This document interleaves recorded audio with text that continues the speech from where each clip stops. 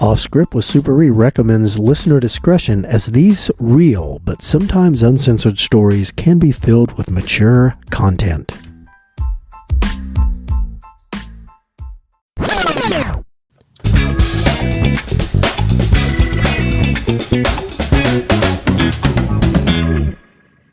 Hey everybody, it's A Train. Oh fuck!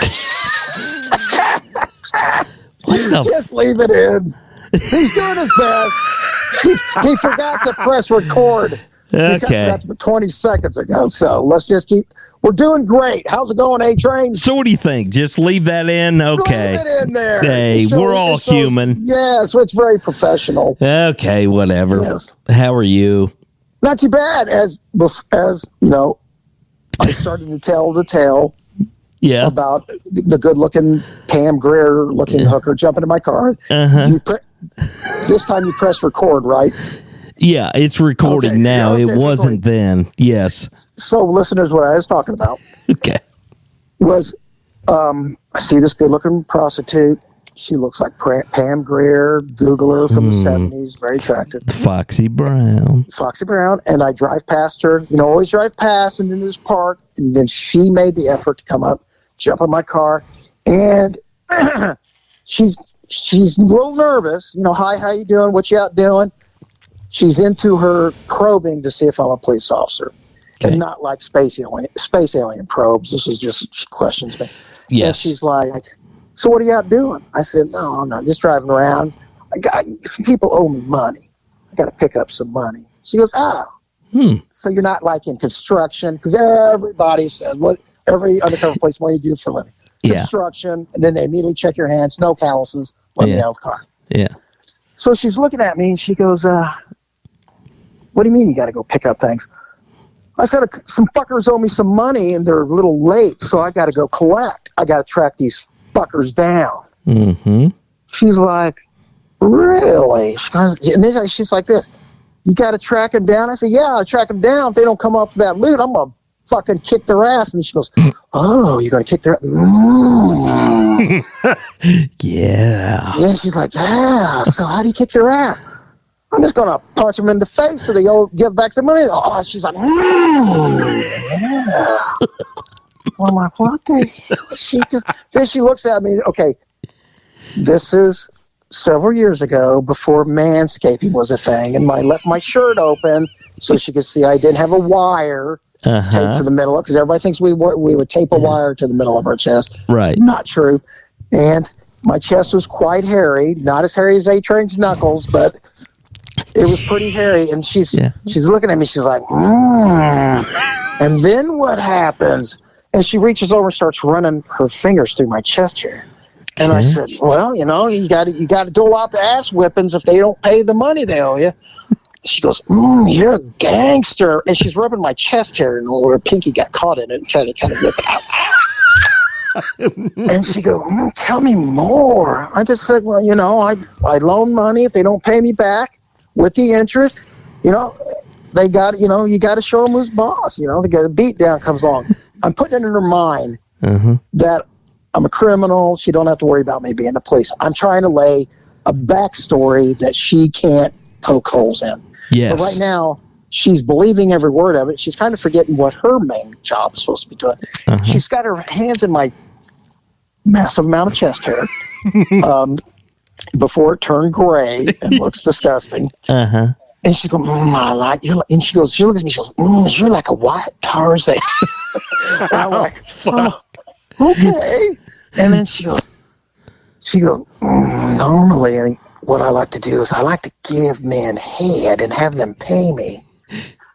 But for you, I think I'm going to suck that dick because I just want to. And I'm thinking, okay, I have now fucked up this entire investigation. You made yourself too attractive. I'm too attractive of a criminal with no way of being the police backstory. She's like, so. Then she starts going like this. She starts, you know, testing my, you know, checking my knuckles. So this is what you use? You just use your fist? I go, yeah, I don't need a gun. I just, you know, punch the shit up. I'm like, oh this is going south on me real quick. She wants to marry you. Yeah, and then she starts with one hand in my chest hair, the other hand starts fiddling around with my zipper. I'm like, I'm driving.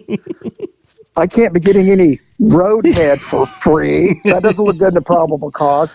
And then she starts thinking about it. She goes, oh, wait a minute. I've got to stop by the Dollar General to get little Bijou his cereal. She goes, I normally get him Cocoa Puffs, but I'll get Dollar General brand, the Cocoa Rascals. He loves them just the same. And she goes, I also got to get some dog bones for him. Pit Bull. And I'm like, oh my God. She goes, so I believe I wasn't going to suck your dick for free, but I'm going to have to ask you for some money. And I was like, thank God, And right. She's still chest hairing with her fingers. And I said, so I greatly would appreciate the free head. It's the thought that counts. But how much do you want? She was like, shit, Cocoa Rascal, dog bones from Pit Bull. And they're all the pit bulls back then were named Conan. Dog bones from my pit bull, Conan. And then she goes, I think I'm going to need some barbecue pork rinds. So she goes, I'm going to need about $20. And I said, I can do that. And then I sat there and go, would you like your money up front? She goes, I sure would like, Tarzan. And so I get out the badge. And she goes, you motherfucking piece of shit. When she saw that, she goes, you motherfucker, you are such a phony Tarzan, hairy-chested bitch. Fuck you. And I said, I am so sorry, but got complaints on you. And actually we didn't. We just had complaints of 100 other women. I'd never seen her before. I said, I've got to write you a summons. But you can still get them Cocoa Rascals for little Bijou and the dog bones for Conan. She goes, well, I appreciate you giving me a ticket. You're not such a bastard. I was like, right on. And thank you for grooming my chest hair, getting out the little flecks of Pop-Tart that were in it from me eating as dry before I picked her up. Oh, God. Oh, my God. Oh, that was just, and you know what? That was just one slice of my day that day. Yeah, it's just a very small sliver. Yeah, and then like an hour later, someone asked for my help. I would be in a crack house, standing there, with somebody, who had just shut their drawers because they can't make it to the toilet. That happened on more than one occasion. Explain that just a little bit more. If you could. Some of these fuckers were starting to take heroin on top of the crack, and then they would doze off. Next thing you know, I'd be like, what's that smell? And then be like, oh, Jeffrey shit his pants again. Don't mind him. Somebody pick him up and clean him? God. He'd be over there going, beep, beep, beep, beep, like Shemp and the Three Stooges. Beep, beep, beep, beep. Oh God.